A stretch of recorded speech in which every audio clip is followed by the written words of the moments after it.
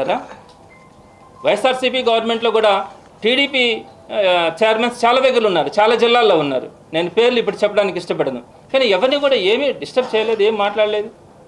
సరే ఇక్కడ కూడా చేశారు, దానికి కూడా కాదనట్లేదు, పెట్టుకోండి, మీ ఇష్టం వచ్చినట్లు పెట్టుకోండి, ప్రజలే న్యాయం చెప్తారు. కానీ ఒక 15 రోజులు 20 రోజుల్లో రాజీనామా చేస్తామని అంటే కూడా నేను సిటీ ప్రజలకు అందుబాటులో ఉండాలని ఈ విధంగా చేయడం అన్నది ధర్మం కాదు, న్యాయం కాదు, ఇది మంచి సంప్రదాయం కాదు అని నేను నారాయణ గారికి చెప్తా ఉన్నాను. నేను నారాయణ గారికి ఒకటే చెప్తా ఉన్నాను, నేను ఈరోజు రాజీనామా చేస్తున్నాను చైర్మన్గా. నేనైతే మీకు భయపడి మాత్రం కాదు, రెడ్ క్రాస్ని రోడ్లలో పెట్టడానికి కానీ, రెడ్ క్రాస్ గురించి ప్రతి ఒక్కరు చిలవల పొలవలుగా మాట్లాడడానికి కానీ, రెడ్ క్రాస్ని ఏలెత్తి చూపించడానికి కానీ ఏ ఒక్కరికి అవకాశం ఉండకూడదు. సో నేను స్వచ్ఛందంగా చైర్మన్గా రాజీనామా చేసినా కూడా ఆ ప్రాజెక్ట్స్ ఏదైతే ఉన్నాయో తలసేమియా చిన్నారులకు సంబంధించి మీ అందరికీ తెలుసండి, ఎన్ని బోన్ మ్యారో ట్రాన్స్ప్లాంటేషన్స్ చేసి ఎంతమందికి మనం పునర్జన్మను కలిగించాం.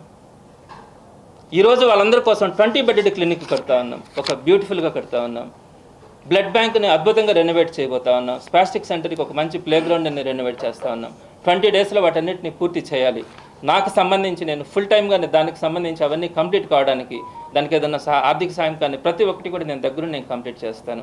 అదేవిధంగా నారాయణ గారికి కూడా చెప్తా ఉన్నాను, మీ తరం కాదు, రెడ్ క్రాస్ లాంటి స్వచ్ఛంద ఆర్గనైజేషన్స్ని మీరు ఇబ్బంది పెట్టడానికి కానీ, దాన్ని నేను ఒకవేళ చైర్మన్గా లేకపోయినా కూడా ప్రజలు ఎవరు ఊరుకోరు, అలానే రెడ్ క్రాస్ మెంబర్స్ ఎవరు కూడా సహించరని తెలియజేస్తా ఉన్నాను.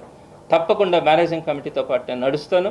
ఆ రెడ్ క్రాస్కి సంబంధించి నేను చైర్మన్గా ఉన్నా లేకపోయినా ఆ ప్రాజెక్ట్స్ అన్నీ కూడా సక్సెస్ఫుల్గా రన్ కావడానికి నా వంతుగా నేను ప్రయత్నిస్తానని, దానికి సహకరిస్తానని కూడా నేను మీ ద్వారా అందరికీ కూడా తెలియజేస్తా ఉన్నాను.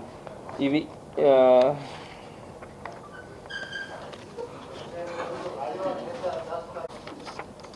నా రాజీనామా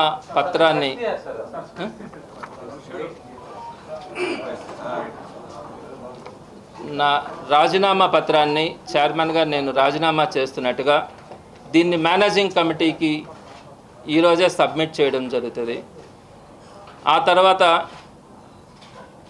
చేసినంత మాత్రాన నేను రెడ్ క్రాస్లో జరుగుతున్నటువంటి సర్వీసెస్ని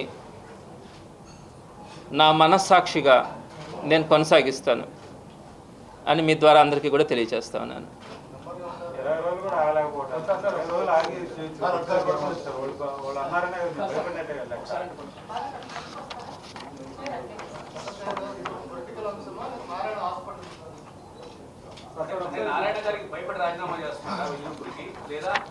ఇక్కడ నేను అదే